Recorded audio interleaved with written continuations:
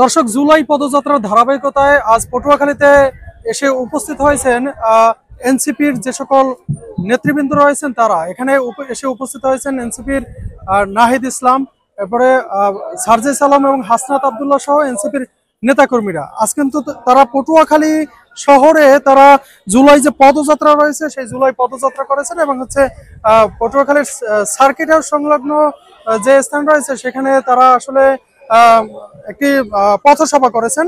এখানে কিন্তু বক্তব্য রেখেছেন সেই জুলাই আন্দোলনের মুখ্য সমন্বয়ক, বর্তমানে এনসিপির আহ্বায়ক নাহিদ ইসলাম, সার্জিস আলম এবং হাসনাত আবদুল্লাহ সহ আরো যারা রয়েছেন তারা কিন্তু এখানে বক্তব্য রেখেছেন। সংক্ষিপ্ত বক্তব্য শেষে এখন তারা জুলাই আন্দোলনে যে সকল পটুয়াখালীর শহীদ হয়েছেন যারা, তাদের পরিবারের সাথে মত বিনিময় করছেন। এখন এই মুহূর্তে আপনাদেরকে দেখাতে যাচ্ছে যে আসলে তারা এখন সেই যে সকল জুলাই আন্দোলনের শহীদদের পরিবারের সাথে তারা আসলে মত বিনিময় করছেন, তাদের সাথে সাক্ষাৎ করছেন।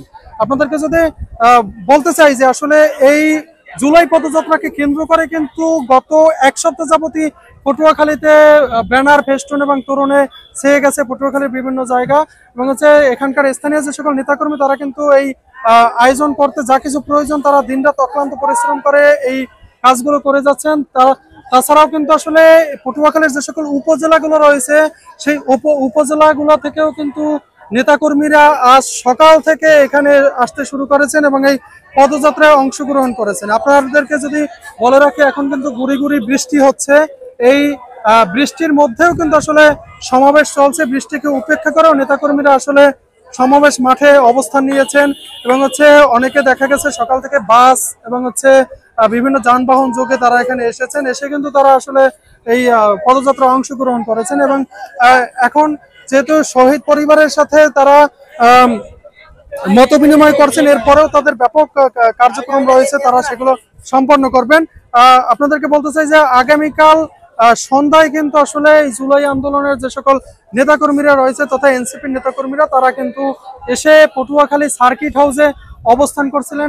পটুয়াখালী সার্কিট হাউসে অবস্থান করার পরে এখন আজ সকাল 11:30টার দিকে তারা পদযাত্রায় অংশ নেন এবং শহরের বিভিন্ন গুরুত্বপূর্ণ জায়গা তারা প্রদক্ষিণ করেন মিছিল নিয়ে। এরপরে কিন্তু তারা এখন ইতিমধ্যে তাদের পথসভা শেষ করেছেন এবং এখন তারা তাদের যে সকল জুলাই আন্দোলনে যে সকল শহীদ হয়েছেন যারা, তাদের পরিবারের সাথে সাক্ষাৎ করছেন। সর্বোপরি বলা যায় যে তারা এখানকার এনসিপির যিনি আহ্বায়ক নাহিদ ইসলাম তিনি জানিয়েছেন যে বাংলাদেশের 64 জেলাব্যাপী তাদের এই পদযাত্রা অব্যাহত থাকবে।